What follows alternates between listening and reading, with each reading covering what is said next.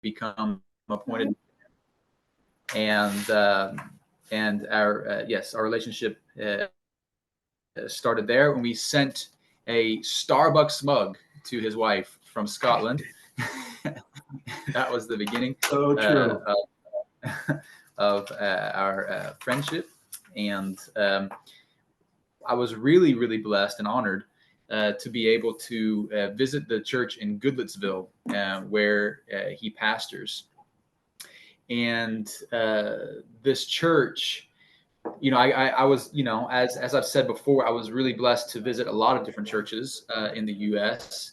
And when you're on deputation, you get the opportunity to see the whole spectrum, from the small country church in the backwaters. You have to drive down a trail perhaps to get there, and I'm not even exaggerating right now.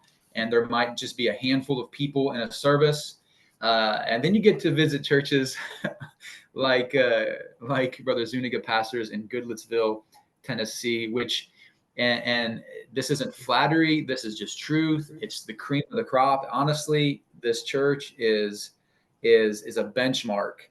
I think for so many, or it should be anyway, a benchmark for many in our organization, and an example to follow. I was speaking to a friend of mine who really, loves the local church today, another pastor, and I was telling him about this church, and even down to the building. I got to be in their leadership meeting together with their team. But even to the building and the way that they thought about the usage of their building, and it having the possibility for being used for multiple different types of purposes, et cetera, even in their large meeting space. And then I got to see their kids space, and everything had been so well thought out and designed to meet the needs of the local church, and the local church to meet the needs of the community that they were serving. And I was just so impacted by that. And so in my mind, Brother Zuniga, Pastor Zuniga, is just is a tremendous leader, and we get the opportunity to sort of just hear a little bit from him and glean a little bit from him tonight. And I think it'll be a tremendous blessing to us. Another note, Pastor Zuniga and a team from Goodlettsville, where he pastors, they're going to be our conference speaker, our general conference speaker, and help with multiple things during the conference. And we were very grateful and excited to have them with us. But with that being said, Brother Zuniga, God bless you. This is our team. I just want to kind of give you an idea of who is on the call here so far. Yeah, for somebody can click on that name. This is Brother Flo and his wife, Sister Helena.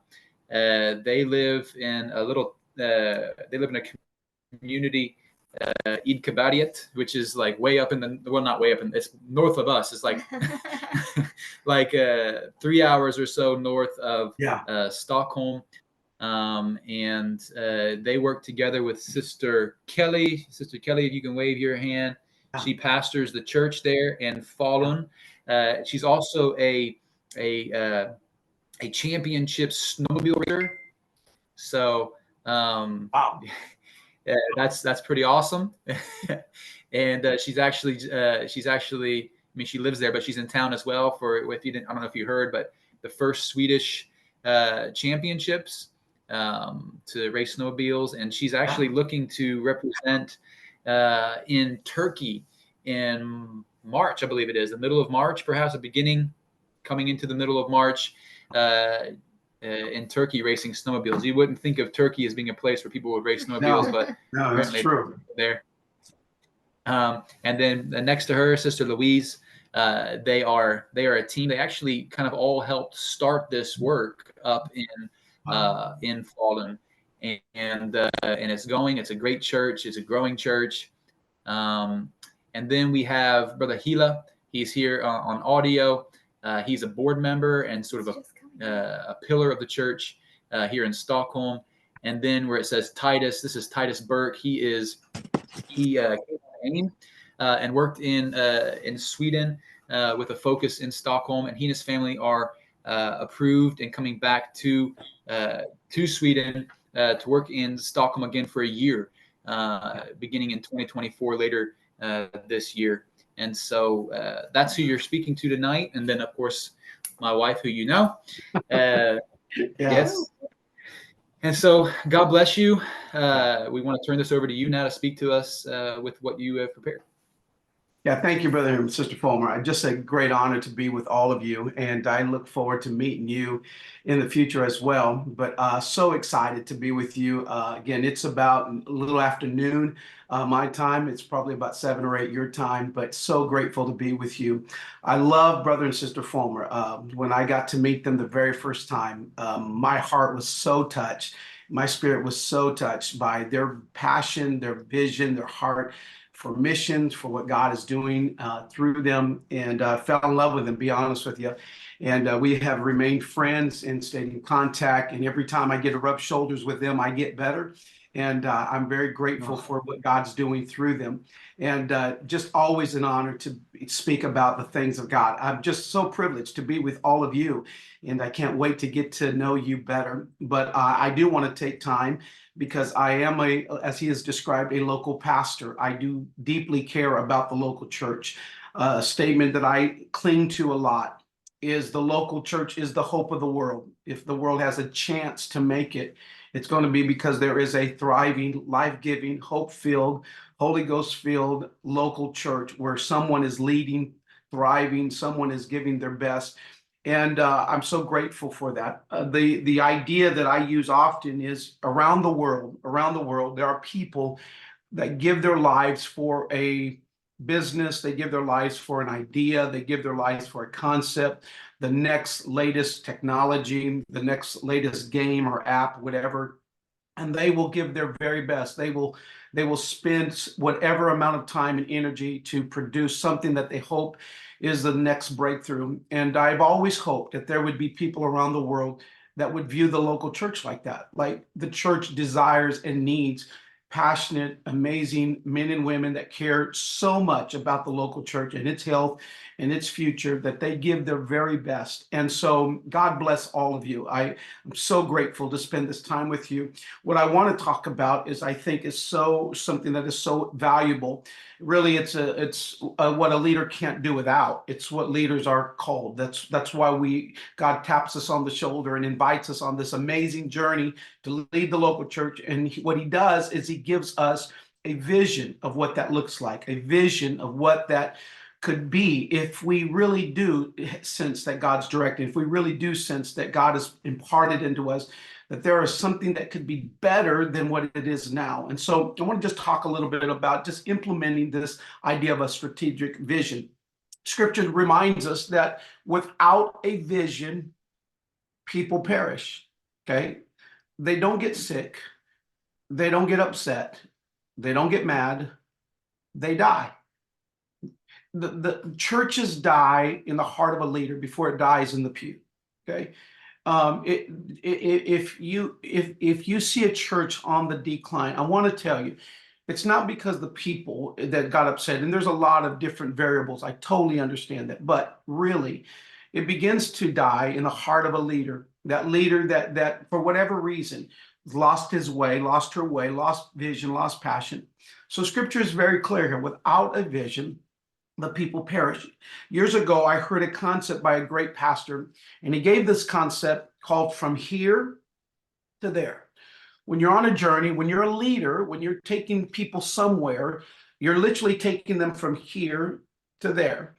And what he said that stuck with me is this. He said, in when we were vision casting, when we're excited about taking new territory, we often tell about how amazing there is. Like, this is what could be, and this is how exciting, this is how bright and shiny, this is how amazing there is.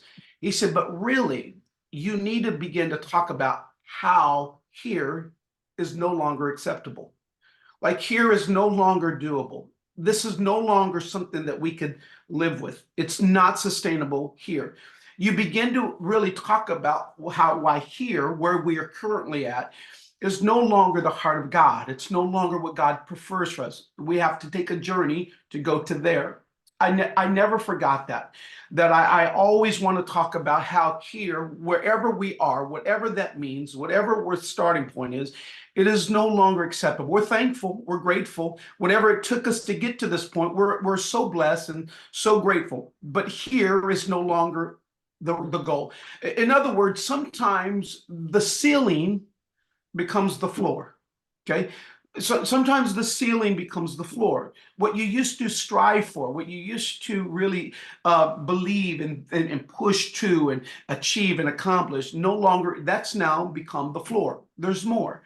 And so this idea of taking people from here to there is such an intriguing thing. Again, everyone that thrives in business or in life or in a company or an organization or a church has to go on this journey. This is not a concept that is just for the Christian, but it is a true concept in humanity.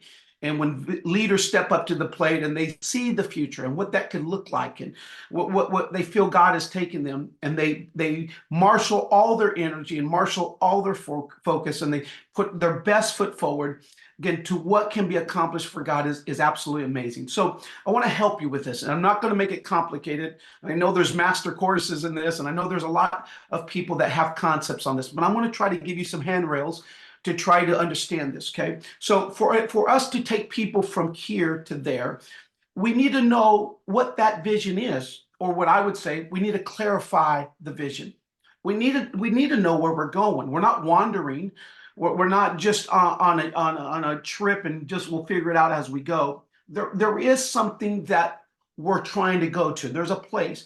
I like to describe it as like this. We want to paint a vivid picture in people's mind. We want to paint a vivid picture in people's mind. I'll give you an idea or give you a concept. So when a couple of years ago, when again, I was just asking God, what's next for our church? We're blessed. And Brother Fulmer, thank you for your kind words. That means a lot to me. I'm humbled that Goodlettsville Pentecostal Church would be an inspiration to you. I'm humbled. There's a lot of great people that make that church what it is. It's an amazing church because there's a lot of great leaders that believe in that. And I'm humbled that you would think that. But a couple years ago, I began to ask God, what's next? Again, I'm grateful for where we've been. I'm grateful for the victories. I'm grateful for the valleys and the battles and the mountaintops and all of that. But God, what is next? And in a meeting I was at, there was a gentleman that came and prayed for me, and he whispered these words into my ears. And when he did, it just connected. And he said this. He said, I want you to believe that God is creating Goodlettsville to be a destination. And when he said that, it made sense. No one meanders to a destination. No one gets lost to a destination. You don't take a left, wrong turn and get up to the destination you want. A destination, you pack up and you plan and you know where you're going. You know how long it's going to take for you to get there. A destination is something you have in mind, and again, you have intentions to get there. I felt like God asked me to create a destination. People will literally move their families to be a part of Goodlettsville. People literally travel hours to get to Goodlettsville. As I'm telling you this, there's families that travel about an hour and 45 minutes to come to our church. I'm sure there's closer churches. I know there's more convenient churches. I know that. But that's not the point. The point is they feel drawn, they feel blessed, they feel fed, they feel encouraged, they feel their spiritual life growing. That we're creating a destination. I don't know what fully that means, but I can tell you this. Part of that is that there's a vision for that. So here's the vision that I got. When he said that, he said, if you've ever seen the arch in St. Louis, and I got my Starbucks cups, but I want to show it to you, okay? See that arch here, okay? The arch in St. Louis, okay? And this arch has two prongs here, okay?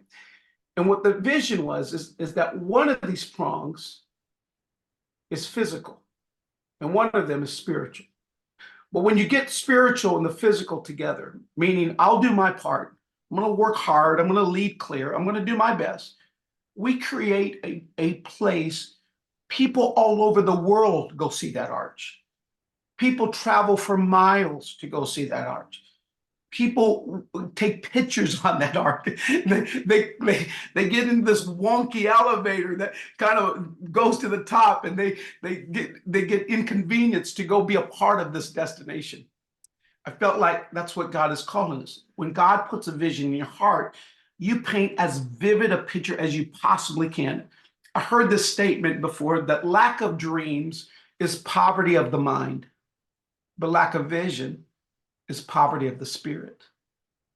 Because true vision from God is birthed in the spirit. It's birthed on your knees. It's not inspiration. It's not a cool thing. It's God putting in the heart of a leader a destination. And so here's when I get with teams and when I get with people like this, and they begin to ask, okay, well, man, I understand that. How do I get there? Like, what does that mean? No one admits out loud, like, I don't have a vision. Like, no one says that. No one admits that they've lost their way. That they don't admit that as leaders. Okay. But here's the question that you could ask. The question you could ask is this: if we could accomplish something in the next 6 months that would drastically change our ministry or church, what would that be? If we could do one thing, if we could do one thing in the next 6 months that would radically transform our church or radically transform our ministry, what would that be? That's why I invite teams to really begin to think through, do some hard thinking, deep thinking, clear thinking. If there was one thing that I could do in the next 6 months as leaders, as a team, that would radically change our church, what would that be? The answer to that question can begin to birth a vision for what is next for your church. But once you have that vision, the next handrail you need, really honestly, is you need to develop a strategy. There's lots of people that have grandiose ideas and wonderful plans and ideas what they would like. Where it begins to break down and where people begin to get discouraged is there's no true strategy. There's no steps, if you will, to get from here to there. There's no next step. What do we do next? We all know in life and reality that whenever you're taking a journey, you don't always see all of the challenges, and you don't always see all of the things that can come against you and work against you. You don't always see those things. Sometimes it's people, sometimes it's money, sometimes it's government officials. They won't let you build, won't let you buy. There's a lot of things that can hinder you on the journey. But where leaders get strength is the strategy. What is next? Like for us right now, we're building a facility on our campus to really house a place for a school. We want it to be a place for a youth sanctuary, but we really want it to be a place where we minister to the mental, the physical, spiritual, and relational areas of people's lives. We call it the wells, okay? We really want to minister in a profound way to those 4 areas in people's lives. The emotional, the physical, the spiritual relation. We really want to spend the resource time to do that. So we're building a facility to do that. Well, part of the steps is raising the funds for that. Part of that is raising money to do that. And it's literally millions of dollars. But what we as a team began years ago, about 2 years ago, is begin to rally our church and rally people and are behind that vision and say we need the funds to do this. And again, that's one part. You need a step, you need a strategy to get things done. Now, it's not always that big and all that grandiose. Sometimes vision is small. I'll give you something that we did last night. So last night, we brought all of our key leaders in, we would call them system leaders in. And what I wanted them to cast the vision for 2024 is where we lack as a church, our pain point, where we would say, what do we need to get better at? Is that we need to get better at training, okay? Like if we ask somebody to usher, we need to train them how to be a good usher. If we invite somebody to be a part of the tech team or Sunday school team or part of our youth program or part of whatever, we assume people just by osmosis or just by example or showing up can learn how to do that. And that to a degree is true, but we need to get better at training them. And so I told our team, our key leaders, if you lead people, if you lead a system, I want you to do 2 trainings this year. And you can do those trainings by a video, you can buy a resource, meaning you can send them a podcast, you can send them an article, you can send them a video. of someone teaching about that. You can send an email, a text, whatever you want to do. But whatever you do, I want you to train twice. You can do it in person, like gather everybody together and say, hey, I want to show you what is expected. If we want, and this is the word we use, we want a showroom experience. We want when guests come in, when people come in, we want a showroom experience. We want to treat everybody like it was Jesus. Okay. We want a showroom experience. Well, how do we get there? We're not going to hope we get there. We're not going to pretend that we're going to create just a current and get there. We got to train people. And so for us this year, for our key leaders, I want them to train. Our senior leadership team. These are the highest level of leaders in our church. Every Monday, again, and I'll describe what that is. So Mondays is a time we get together as a group of leaders, and we talk about Sunday, the service we just had. We talk about what's coming up. Again, a lot of these are volunteers. They kind of zoom in on their lunch hour. We kind of talk about what's next and get everybody on the same page. But for the last couple of times, we have actually been listening to a podcast together about senior leadership teams. Like, how do we know we're doing it right? How do we even get better? How do we know what's off? How do we know how to fix what we're doing? So as a senior leadership team, we're training, we're going under training and trying to figure out, we want to be healthy. We want to make sure we understand what our responsibility is. Who should be on that team? How do we get team members to get to that level? And so again, you got to get the strategy about how to implement that vision. The third thing is where it leads me to is, if it's a vision that only you can do, it's probably not a God-honoring vision, because any vision that one person can do is not a God-honoring vision. God expects us to have things that brings us along and brings others along and imparts the gifts that God has given them. As I say, people on my team, God didn't give them to me to compete with me. God put people on my team to complement me.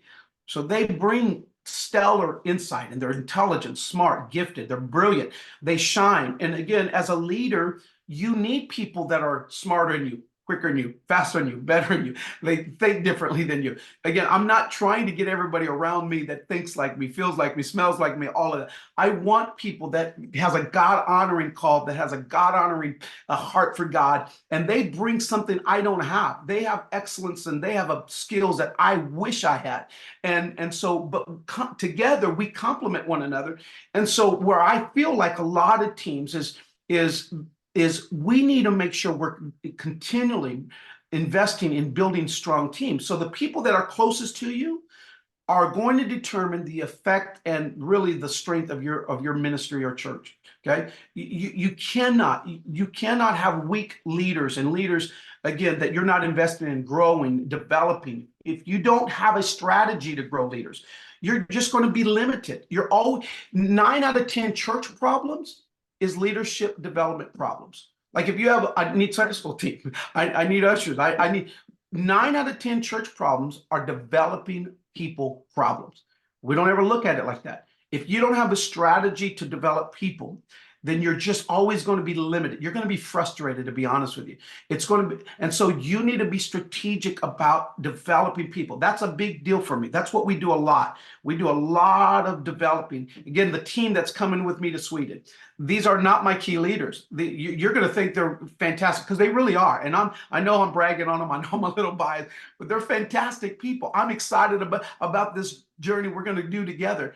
They're amazing. But I will tell you, we have spent years just developing these leaders that play a significant part of our church life and church ministry. And so, again, let me just kind of describe what I'm looking for when I look for team members. I want people on my team that have people skills, okay? That they genuinely have good people skills. They're not mean, they're not rude, they're loving, they're servant-hearted, they're kind. They understand we are in the people business, right? We're in the people. We're called to love people. We're called to serve people. In fact, your Bible, my Bible says, he that will be greatest among you, a servant of all, right? I want people with really good EQ. They know the temperature that when they walk in the room. As I tell our team all the time, when you walk in the room, do people tighten up or do they lighten up? Right? like, are they glad to see you? Are you going to bring the right positive energy? Or do they, oh man, here we go. Like, what's going to happen here, right? Again, you've been in meetings like that. I've been in meetings like that. Man, any room I walk in, I want it to lighten up. I want it to be, I want to bring strength. I want people like that. I want to invite people on my team that are like that. So I want them to have people skills. The other one is I want them to have leadership skills. Okay, leadership skills. Now, people get afraid when you start calling them leaders, but if you have influence, you have leadership skills. Okay, and I want to develop those leadership skills. I want them to. I want to show them. I want to help mind out of them and cultivate out of them things that God has put in their leadership skills. They can get things done. They can lead teams. They know how to influence. They realize how valuable what it means to lead and influence people. And so I want them to have leadership skills. But again, the people that are on the team, I want them to be servant hearted. I want them to view working for God as a privilege. It's one of the highest honors that God could give us. God didn't have to choose you, and God didn't have to choose me, right? Just think about that. All the billion people in the world that you and I are on this conversation, we're talking about church and life. God could have used anybody. But man, I mean, if I was God, I would choose me. Okay. I mean, if I was God, I wouldn't choose me. I'd have bypassed me a long time ago, right? I don't ever want to forget. It is a high honor to serve the kingdom of God. And I don't ever want that to change.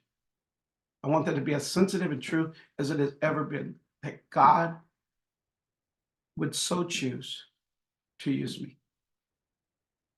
I'm grateful for that. But you need to build strong teams, because when you have teams, you delegate responsibilities. And here's where leaders need to understand that God gives you a vision for you to exercise your authority to delegate other people to help accomplish that vision. I love this verse in Acts, and the Bible says it like this. And Peter, we know he's the speaker, the preacher on the day of Pentecost, okay? But the Bible gives us a little insight, and it says this. It says, and Peter stood up with the 11. It doesn't say Peter stood up in the midst of the 11, or Peter stood up and the 11 sat down. They were all together. Pentecost was about a group of people, disciples of Jesus, that believed in what God was doing through them and for them and into the world. And so you delegate responsibilities. Let me share this. There are people on your team that will have different levels of capacity. Okay. Here's one thing I want you to know. You cannot treat everybody the same. You cannot. This is not about being fair, and it's not about having favorites. I want you to understand there are people that just have different capacities. And when you acknowledge that, there are people that can do a lot of different things and they can move fast and deep. You got to acknowledge that. Not everybody's the same. Not everybody has the same responsibilities. So the last thing, the fourth thing is honestly, communicate effectively. This is constant communication. Like you're constantly talking about the vision. You don't say it one time and then, 6 months later you say it again, because vision leaks. Vision leaks, and people forget they're busy. They got families, children, they have jobs, they have health issues, they have struggles, they have sin, the devil's after them, they have life. Vision leaks. No one is going to care about the vision as much as you and I.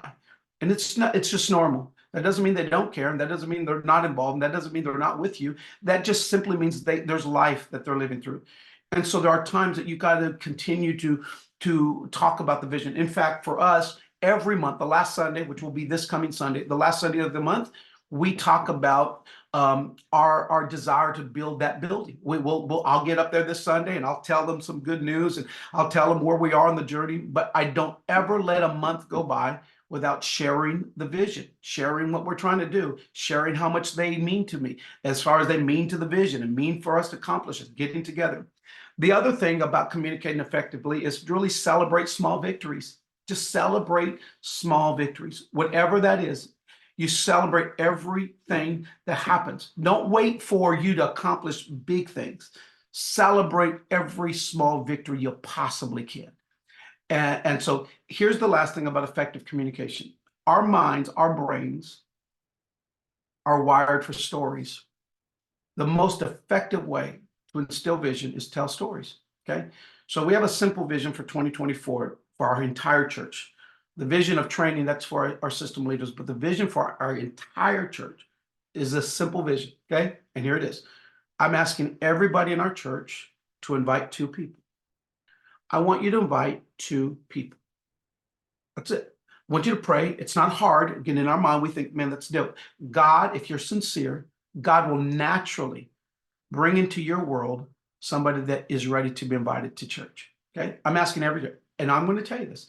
Every time I hear somebody tell me, Pastor, I invited somebody, you know what I'm going to do? I'm going to get up and say, listen, so and so invited somebody to church this week. Somebody's invited to church. Hey, somebody has a friend here today at church this week. We're going to celebrate every small victory and we're going to tell the stories because I don't know what's going to happen. But I can tell you this. God is going to bless Goodlettsville, and God is going to use us to reach people and make a difference in their life. Vision doesn't have to be complicated. It doesn't have to be grandiose. It doesn't have to be climbing Mount Everest. It can be whatever God puts in your heart. And I can tell you this, as I told our church, inviting 2 people to church doesn't seem like a monumental vision, right? It doesn't seem like that's not pushing the envelope, so to speak. But how many people in my church have actually invited people to church lately? That's the challenge. I know there's people that invite people to church. I know that. But honestly, when I ask them, when's the last time you invited somebody to church? When's the last time we invited people to church? So my prayers, I don't know what it, maybe by July when I'm with you, I can tell you some more stories of that, but it does not have to be complicated. And I pray that something that I've talked about here has strengthened you, encouraged you, reminded you of our sacred task as leaders. We are vision givers. It's what we're called to do. Brother Fulmer, I appreciate this opportunity to share. I would love to take some questions. There may not be any questions, and that's fine as well. But I certainly want an opportunity if I can unpackage something or share something or whatever. But thank you, Brother Fulmer, for allowing me to share that. Amen. Well, thank you for sharing all of this tonight. Honestly, this is one of those sessions, maybe more than any other we've had, perhaps, that I'm gonna want to go back and listen to again. I was making notes the whole time, and it's easy to chew on, and will help us if we'll take it. One thing you said at the very, very beginning that hooked me pretty quickly here, and I think is so incredibly true, is that about the vision dying, or churches, not just the vision, but churches die in the heart of a leader before anything else, before it dies anywhere else. Oh my goodness. That to me is going to challenge me and maybe even haunt me more than perhaps anything else you said here tonight, because it's so true. If a leader is leading, then they're setting the course. Otherwise, it grows however it grows. It goes all kinds of different directions, and maybe people go those directions as well. Man, that really challenged me. So I really appreciate what you brought here. I'm not trying to even add anything that you're saying, but Sure. man, that really struck my heart. We can't, as leaders, be apathetic. We can't, as leaders, I don't know, just be driven by our whim. We've got to have clarity.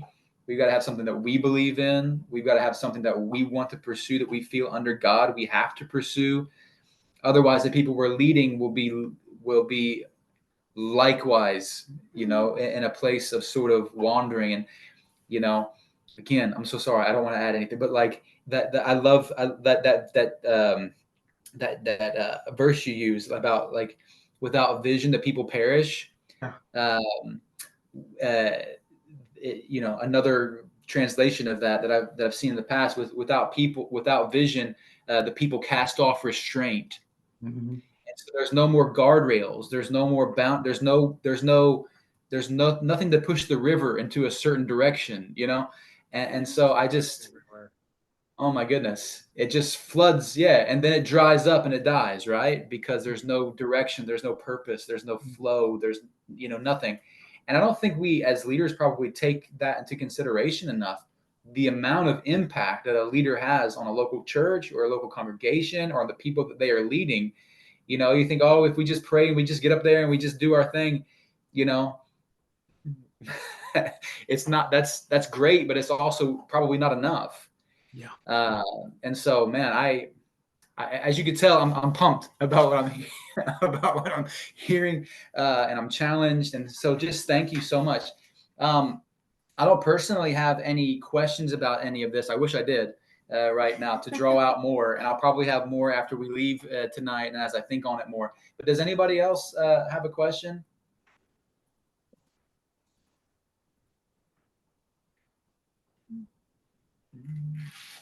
It's all right. I've gotten used to the silence. I'm gonna have to chew on it, but I can double down on what you said, like this first phrase that you said, Brother Zuniga, at the beginning. It's really, I mean, I've seen that in my life personally, like the times or seasons where I was lacking clarity and Yeah. envision, whether it was for like my walk with God or even like for my career or my business and things like that.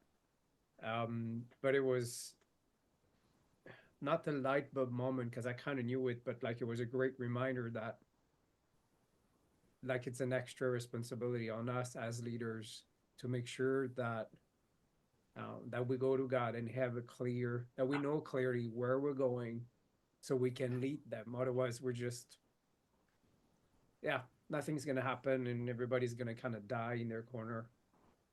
Um, so yeah, this one's gonna, it's gonna haunt me for a while. Well, I do pray that it is a source of strength to you, because I do realize the sacredness of a God honoring vision. It's sacred, it's holy. And here's the hardest part as a leader: you're accountable to. And one day we'll stand before God Yeah. and give an account for the opportunity, for the privilege. And in that day, I want to, as I say, I don't want to hear well done one day. I want to hear well done every day. Every day. Every day. I'm going to continue to believe that God, if you wanted the Apostle Paul here, he'd be here. If you wanted John to be here, he'd be here. How do you know that true? Because one day the Bible says he's going to want Moses and Elijah, the two last prophets, and they're going to be here. And they're going to die, and they're going to be in the streets for 3 days dead. They're going to rise again. You know why? Because he needed them. Yeah. Right? If he needed them now, they'd be here now. But he has you, and he has me, and he's counting on us to do that. That's a privilege. It really is. Anybody else? Honestly, I'm sitting here and I'm like, I'm trying to MC this. I'm not like, I'm just trying to keep it moving. Like anybody jump in. I know there's a couple of other leaders that have popped on here. Brother Gila is here. Did you want to say something, Brother Gila? Yeah, I would like to first. I would like to thank you so much, Mr. I don't know his name. I forgot his name. Zuniga, it's okay. Okay, Zuniga. I would like to thank you so much for the speech. You mentioned something about to develop leadership. Yes, I do understand what development or developing is. But I just wanted to ask you, this developing leadership, can you give us a little bit explanation or advice exactly what type of development that would be? A clue, something like that. Yeah. I appreciate the question. I do think this is the heart of, the example I use is that Jesus spent 3.5 years developing the disciples before he left. Okay. Like before he started the church on the day of Pentecost, he spent the time to develop the disciples. And then, he departed. As I have said, even after 3.5 years, when he left, they were denying, they were running, they were cutting off ears, they were cussing, right? And he said, "Man, you guys are good to go," right? Like for us, we would think, "Man, these people need to get their, a master's degree in theology," but he's put enough in them. Obviously, we still have the church today. So the answer to your question is, it doesn't have to be complicated. It can be simply as easy as, hey, I want to talk about whether it's people skills today. I want to talk about, let's talk about how to get things done, how to make decisions. Okay. Like there's lessons you can give about decision, but a criteria to help you that I use is I call it the 4 C's. Okay. The 4 C's are basically, when I'm looking at a leader, I'm looking for these 4 C's. Okay. The first C is character. Like I'm looking for somebody with high character. Can you trust them? Are they honest?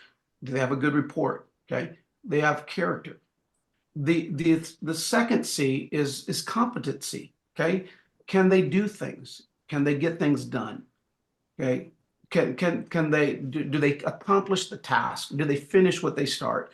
Like I want to know, do they have a competency? Okay. The third one is the hardest one. This third one I can't teach you. Okay. And I don't find a lot of resources around this third C, but it's chemistry. Okay. Chemistry. You know when you connect with somebody, you know when you gel, you know when it's right. Okay. You know when somebody's wonky on your team. They don't fit. Okay. I'm looking for chemistry. Now, the best way I can describe chemistry to you is this. Does your eyes light up when they walk into the room? Okay. Like, are you like, "Hi, it's great to see you." Like you feel something that you can't describe and explain. There's a connection there. Okay. There's some people, be honest, they walk in the room and I'm like, "Oh God, help me, Jesus." Right. I mean, you understand what I'm saying, right? Yeah. The fourth thing is very important. It's called culture. Okay. Every family, every church has a culture. I want people that know our culture. Now, again, it's beyond being we're apostolic. It's beyond being Pentecostal. There's a culture. There's cultures how we get things done here. It's the way the rules are played here. And so when I'm looking for a leader, I look for those 4 things. I talk about those 4 things. I don't ever get away from those 4 things, okay? Because they're true. They're true. So that's kind of an example, my brother, about just how do you train leaders. Okay, thank you very much. And touching again about your last one, the culture, as we are different people coming from different countries and stuff like that. Yeah. The cultures varies, as you said. Yeah. I might do something which to me is like I'm doing a good thing. Right. Yeah, somebody from, I live in Sweden, somebody from Sweden as Swedish, or it can be American, will take that one as an offense. How do we really deal with that? So this is where humility comes in. Okay. I want to be honest, because as a leader, and I've seen leaders do that, you can have your own way. You can crush people. You can really force your own way. I'm telling you, I know that I've seen leaders do that. But we need to arm ourselves with humility. Okay. Because sometimes people can teach us. And this is where you have a good team around you or people in your life that can speak honestly to you. The truth of the matter, the higher you go in leadership, the less people tell you the truth. Okay. They don't tell you your breath stinks. They don't tell you you've got something on. They don't tell you that. And because the higher you go in leadership, just the few people, you need to make sure that you have people that can speak into your life. So like this, we could say like a question. Okay. You lead with questions. So the question is like this. If you find somebody you trust, you can ask them, is there something in my life or leadership that you would like to speak into? And you let them know up front. I'm not going to try to explain away. I'm not going to try to give you an excuse. I'm not going to try to, I just want to know, Just want some help. So in my mind, that's one. There's other ways, but again, because you're trying to develop a team, a culture. You're trying to develop a church where everyone is blessed and welcome and wanted, and that can be used of God. So again, that's just one way, my brother. Okay, thank you.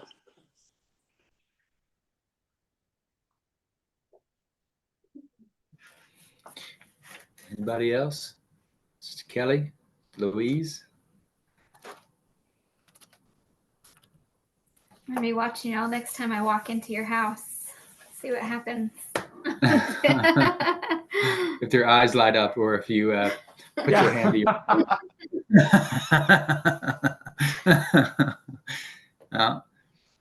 Okay. All right, Brother Flo. Just. No, I'm not. I'm gonna have to shoot all that, and I missed a few minutes, so I'm gonna have Yeah. to go check what like rewatch the recording. Yeah, for sure. I'm probably gonna have tons of questions by the time you come in July, Brother Zuniga. I guess that is a benefit. We can think on all these things and then ask all of our questions. Well, I definitely, Brother Fulmer, look forward to being with you. I know our team is super, super excited, and I'll share it when we get done here, just a little bit more details.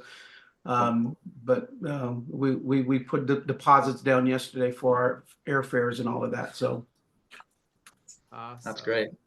Awesome. Very good. Well, I guess if there's nothing else, we do have a quick meeting with Brother Zuniga for like 10 minutes after we stop the recording, just about a couple of items that Brother Kelly has asked us to sort of flesh out. But other than that, God bless you all.